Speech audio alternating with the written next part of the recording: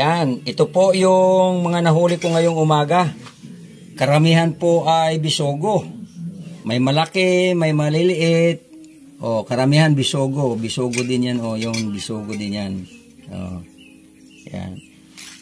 Okay, so sobra na rin itong pangulam. May pipirituhin, may sasabwan.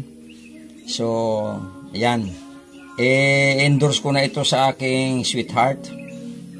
Para sa gayon ay kanya nang maluto ito. Either sinigang, masarap ito.